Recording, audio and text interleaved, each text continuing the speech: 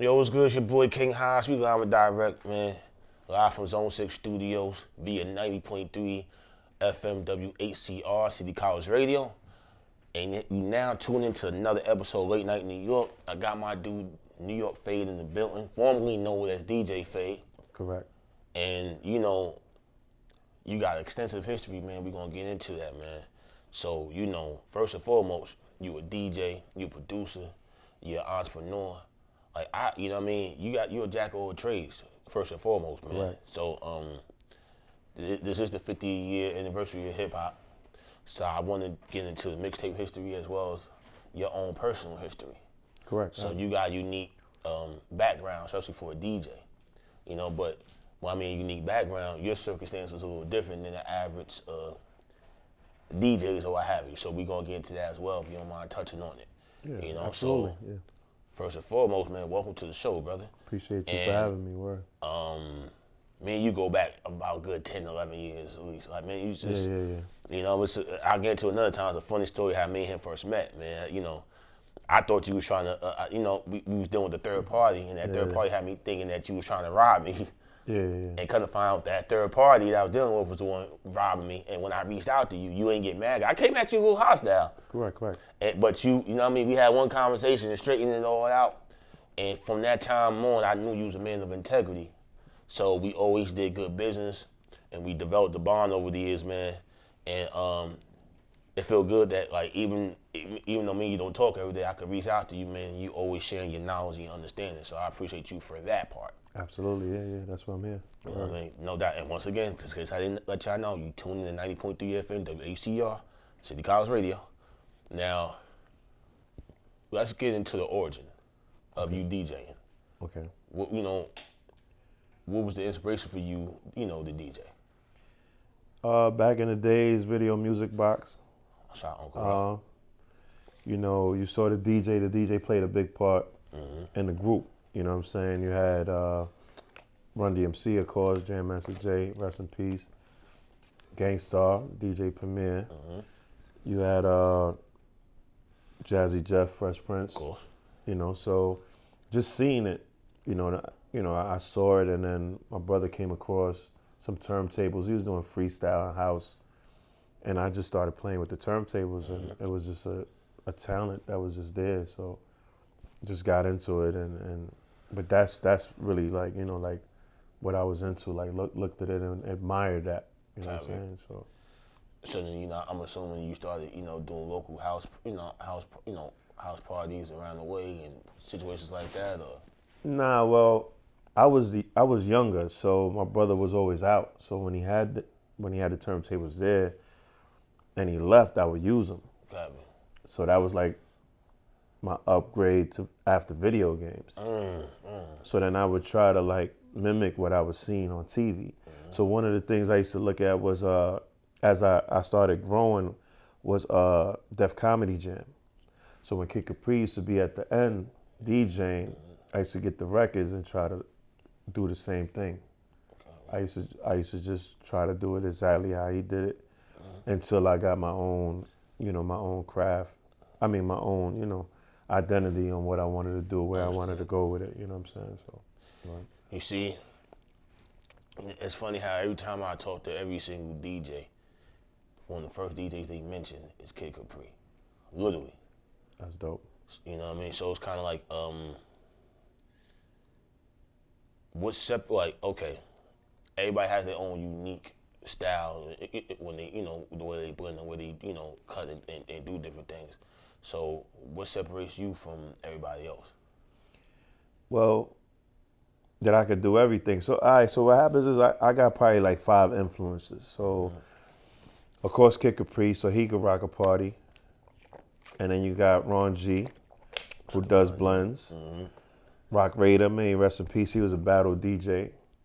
DJ Scratch also was dope. Jazzy Jeff and Jam Master Jay. So what happens is that for me, the way I see myself is that I got all of them in what I do. So how Rock Raider is a battle DJ, he'll use his body. I do that when I battle. But I didn't do what he did, I did it my own way. So Kid Capri rocks a party. I could rock a party. Ron G does blends, I do blends. So to this day right now, I'm still using the turntables, but I'm not pressing the buttons. I'm actually picking up the needle. So even though it's easier to press the button, it's easier for me to pick up the needle. So what happens is everything comes back around. Wow. So pressing the buttons just looks super corny. And then it's not even that dope. So if I press the button, I'm gonna do something even more creative. And not trying to shit on, not trying to, downgrade anybody or play anybody. To each his own. That's what's gonna keep me separate because I'll have my own stage. See, what happens is I have control over my career, so I love my privacy. So that's why I'm in the cut. The last video I did or interview I did was with you. And how many years was that? That was a couple years ago. And then you go on my Instagram, and when you go on my Instagram and everything, you don't even see pictures of me. You know what I'm saying? So now I'm changing all that. Right now from this point on, I gotta go a different route. You see, your name was like back then. Your name was like mythical because I say that because when I first heard about you was the 5-Star General mixtapes. Correct. Yeah. And for you youngins that's 21 and under, we didn't have no YouTube or nothing like that back then. Yeah. So if you wanted to listen to, let's say, a Eazy-E, Tupac, or Big, and you didn't have the original, CDs or tapes or whatever, you would get the 5-Star General mixtapes or whatever, where you could listen to Eazy-E, you could listen to Tupac, you could listen to Biggie, you could listen to all, different artists from back in the day that you wanted to hear those dope tracks from that you didn't have access to like you do now, where you go on YouTube and look up anything. Hell, you go look up stuff from Billie Holiday, you know what I'm saying? But at that time, man, I just kept on seeing these 5-Star General mixtapes or whatever, and it was all over the city. You see it in the Bronx, you see it in Harlem, you see it in Southside Jamaica, you will see it in Brooklyn. So I know I'm fast forwarding a little bit, and we're gonna go back some or whatever. But the mixtape game. What was the catalyst behind you getting in the mixtape game? Oh, that was real difficult. I mean, I started doing the battles, and then before you do that, for those who's not from New York City, explain to them what mixtapes are. All right, mixtapes is just when you put. For me personally, mixtapes for me is what I wanted to listen to. That's basically what it was. I never catered to any fan or anybody in particular. What I did was what I wanted to listen to, because what I was doing was considered old school compared to what other people were playing. So everybody was playing all the new stuff. You see how you said 5-Star Generals, Eazy-E. We're talking about 2004, 5. Nobody cared about Eazy-E back then. Now people talking about Eazy-E, so I could come out with that, And I'm from the East Coast, but that's something I wanted to listen to. So I put Biggie, Pac, Pun, Big L, and Eazy-E, and I thought they was all 5-Star Generals. They all made their impact. So when I came up with that idea, that's just something I wanted to hear. You know what I'm saying? So, getting in the game, there was so many dope mixtape people, so it was hard. So the blessing was me doing supposedly old school. I was able to continuously keep dropping, and it wasn't old, it became classic. So when you had the other mixtape DJs that was playing all the new current stuff, they wasn't taking my mixtape until maybe my 5th release, because I was dropping every week. And then they was like, all right, leave them here. And then after I left them, then that's how I gained momentum, and then I probably dropped for 2.5 years straight. Every week? Every weekend. Every week. Yeah, religiously, so, word. So it's kind of like, around this time, you got the DJ Cools of the world. Correct. You got K Slade. Yeah, you got, rest in peace. Rest in peace. You got Ron G. You got SNS.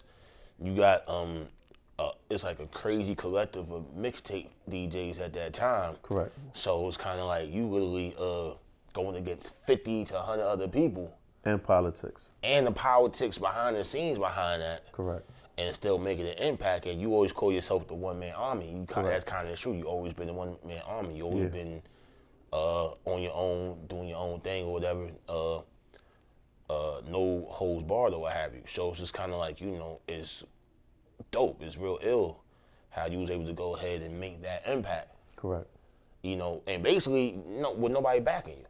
Correct. So it's kind of like, how, I mean, because not everybody going to go through that turmoil, man. So it's kind of like, explain for those who listen the ups and downs behind the DJ game. Mixtape, well, the music industry in general, as far as like, the pitfalls and certain things you're going to have to deal with. Or certain things you don't mind sharing on camera. Of course. I don't mind. I mean, because I want people to understand it's not that easy. Even when I got into battling, I won all the battles that wasn't connected to politics. Mm-hmm.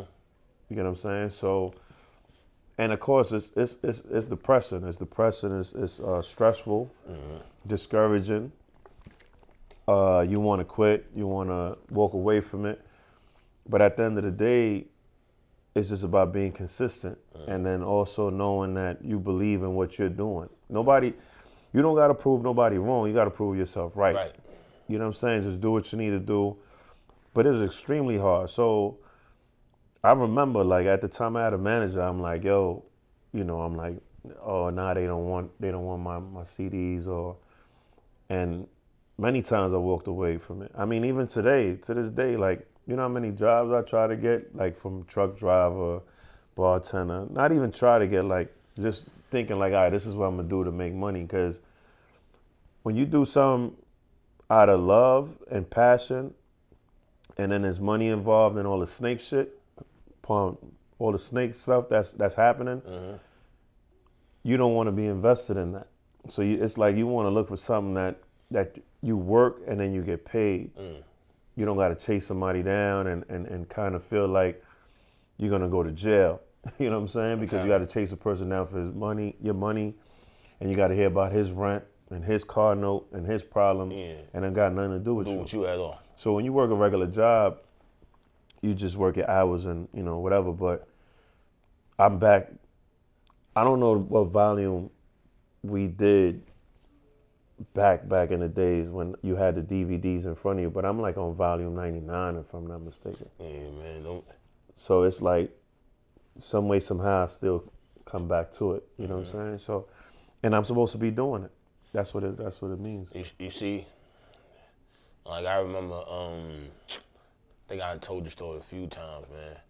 But I remember this chick I used to mess with or whatever her name's, whatever, her name don't matter, but she called me off from Jamaica Avenue one time, right? Yeah, this was years ago. Yeah. And she was telling me how, I see, basically how she seen my name in the, with the mixtapes and the CDs or whatever. Yeah.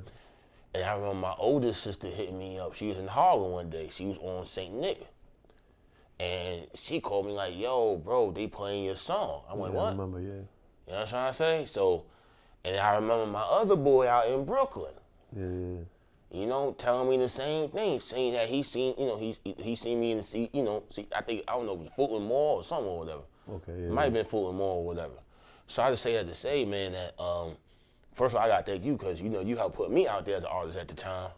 And also, it was just kind of like, you was one of those people in a game full of snakes and full of vultures. You always said that you was gonna do what you gonna do and you always stuck to it or whatever. Correct.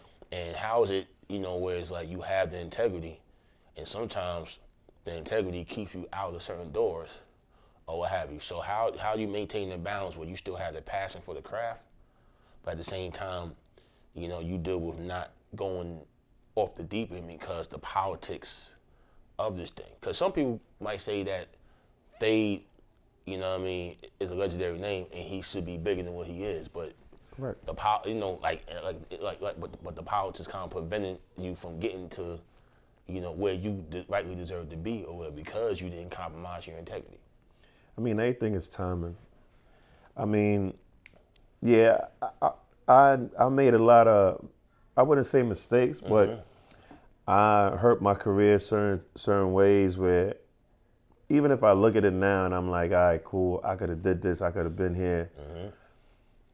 I don't think it would have turned out good. You know what I'm saying? It's like, for people who don't know my history, when we got in here, we was talking behind the scenes, and I was like, you know, if I had to do everything the same, I have to keep me being locked up in there because of where I'm at today off of that. When I came home and then I still continued where I left off with battling and DJing because I was doing that before I got locked up. So what happens is once you know, where you stand in life and what you're trying to do, like you're gonna come across all these obstacles, and at the end of the day, it's just sometimes you just need to leave certain things alone and then come back to it, and then you'll see you didn't miss anything. You know what I'm saying? Because I know I'd have got invested in the wrong people, the wrong deals, and I probably would have been locked up because I don't know.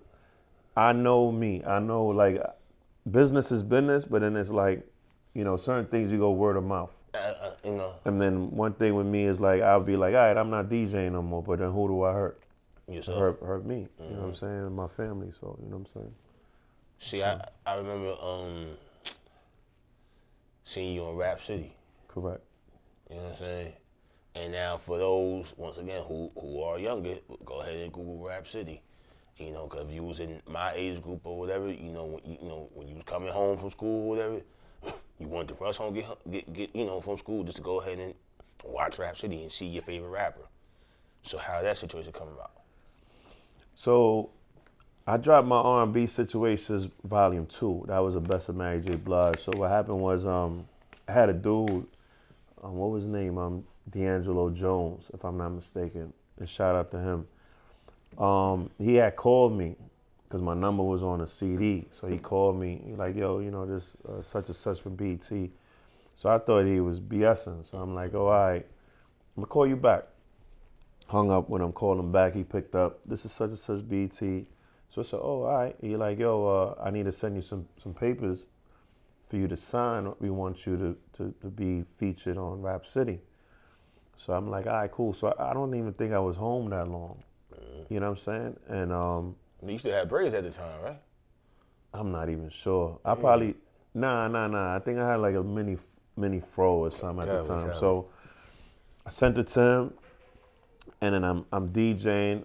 First appearance was with Styles P. And shout out to Styles P. And I think at one point I was like, because I'm a battle DJ, so I don't wear headphones. So I was like, this is the time when Sidekicks was out. Again, people not even gonna know what Sidekicks is. Google it. Yeah. So what happened was I was DJing, and then who was the host? I think Q45.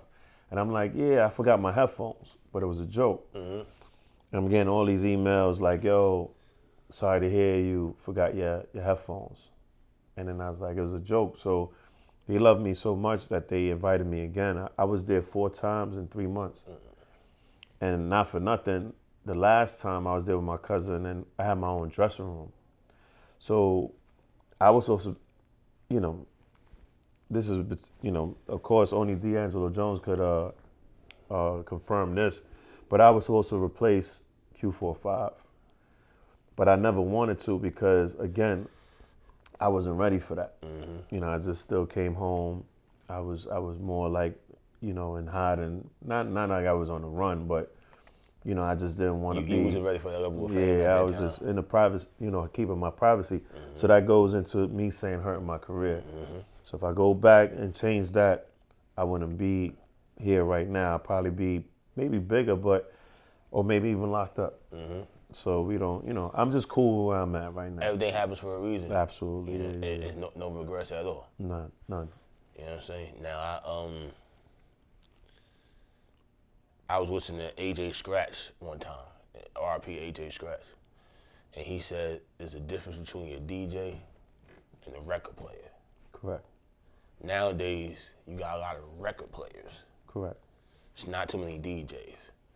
Why is it that it seems like the DJ doesn't get the proper respect that they should get now?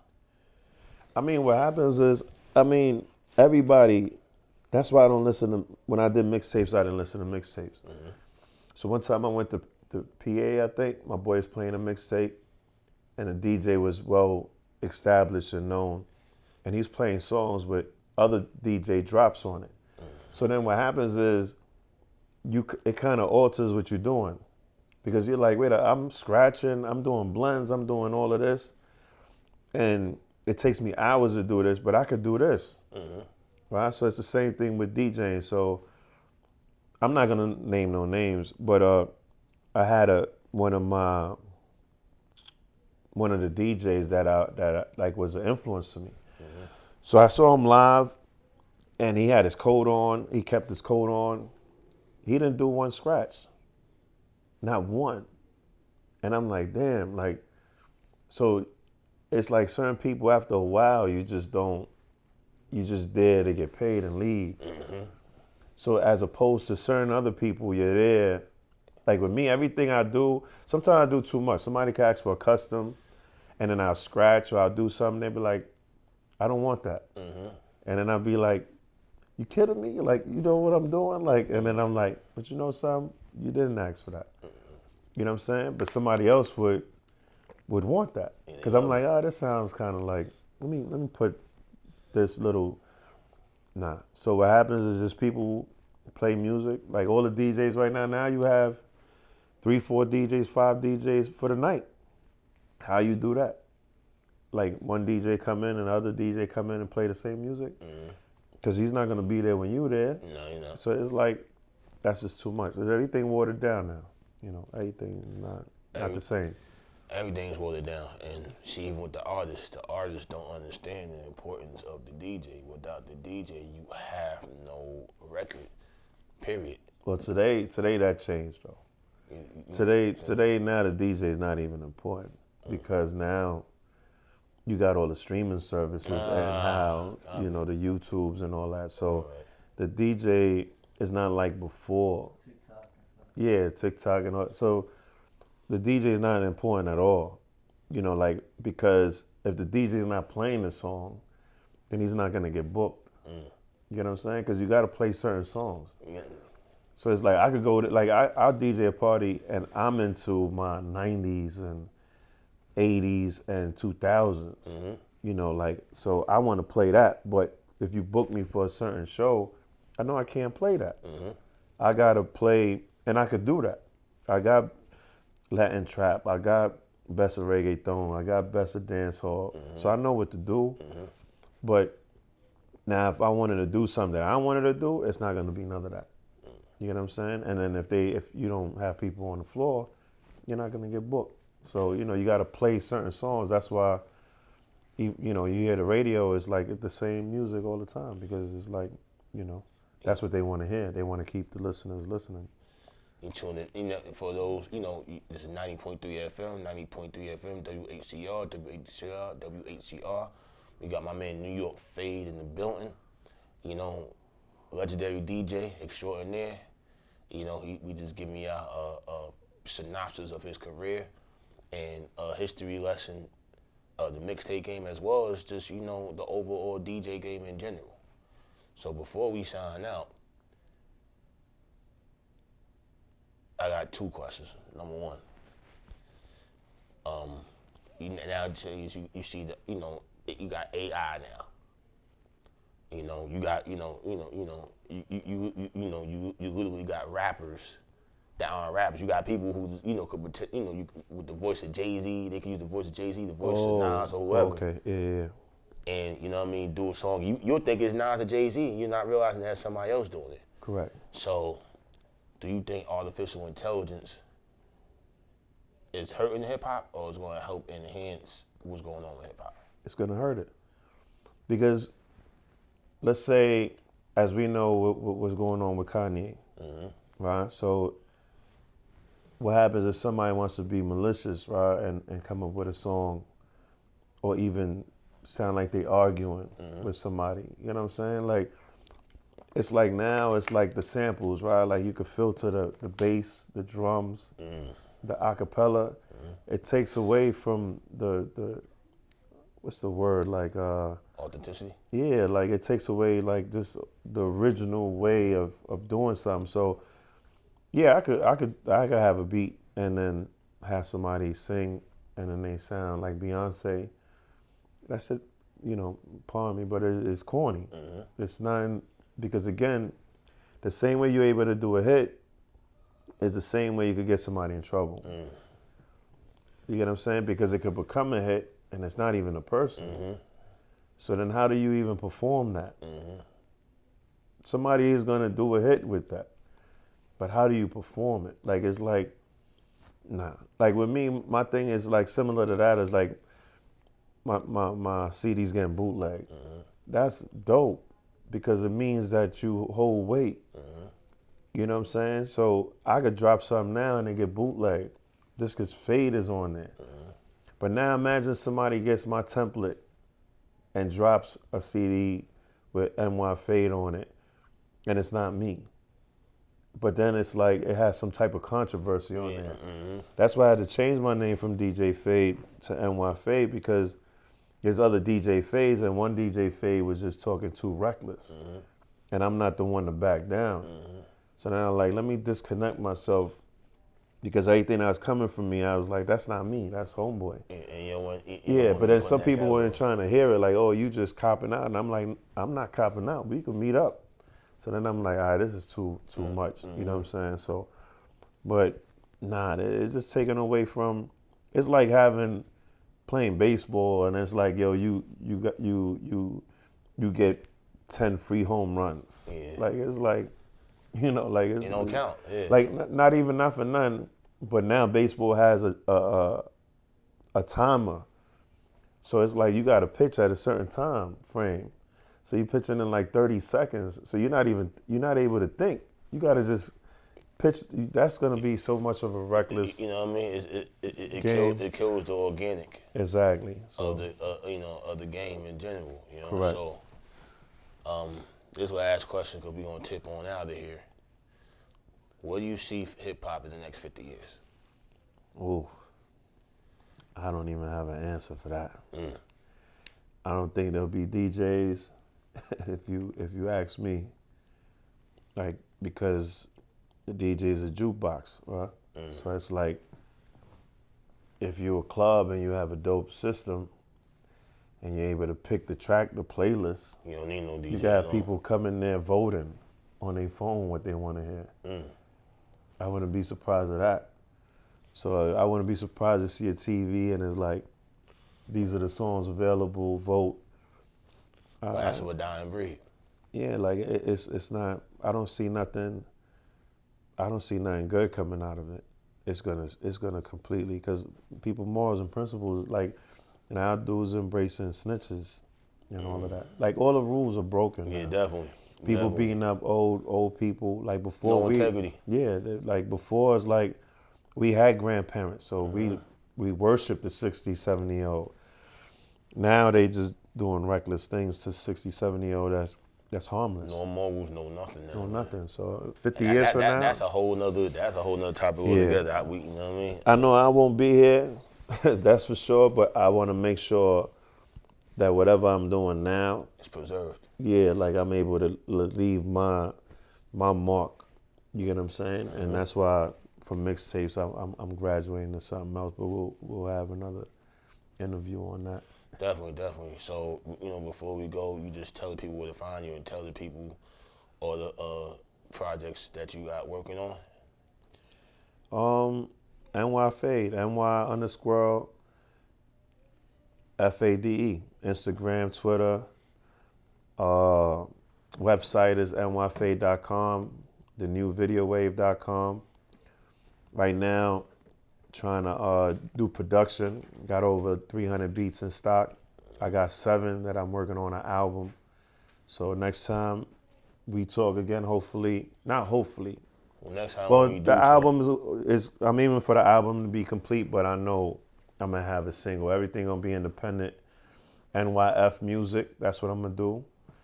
And yeah, that's it, man. I appreciate you having me, like always, man. Shout out to Paparazzi over here in the back. Shout out to Paparazzi TV, 90.3 FM, WHCR, City College Radio, late night New York.